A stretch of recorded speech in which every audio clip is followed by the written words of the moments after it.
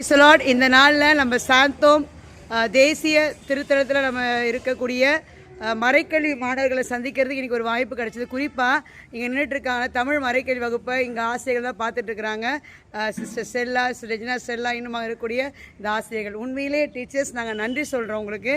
இன்றைக்கி நாங்கள் பார்த்த ஒரு விஷயம், வழிபாடு சமயத்தில் பிள்ளைங்க ரொம்ப பக்தியாக பங்கேற்றாங்க.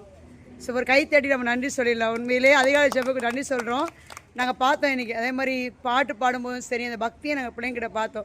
ஸோ இங்கே இருக்கிற யூத்தும் ரொம்ப நல்லா செயல்படுறாங்கன்றது தெரிஞ்சுக்கிட்டோம். பசங்க அழகாக அவங்கள கோஆர்டினேட் பண்ணி அவங்களும் உங்களுக்கு ஹெல்ப் பண்ணிகிட்ருக்காங்க. ஸோ இன்றைக்கி நாங்கள் எங்களுக்கு உங்களை சந்திக்கிறதுக்கும் உங்கள் பிள்ளைங்க கூட பேசுறதுக்கும் எங்களுக்கு ஒரு வாய்ப்பு கிடச்சிது. இன்றைக்கி 24 ஆண்டுகளை நிறைவு செய்திருக்கிற நம்முடைய சிஸ்டர் ஸ்டெல்லா அவர்கள், உண்மையிலேயே சிஸ்டர் உங்களை பார்க்க எனக்கு ஒரு வாய்ப்பு கிடச்சிது இந்த நாளில்.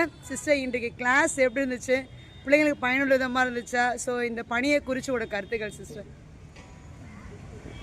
பாட்டு ரொம்ப நல்லா இருந்துச்சு. பிள்ளைங்க நல்லா என்ஜாய் பண்ணி பாடினாங்க, டான்ஸ் ஆடினாங்க.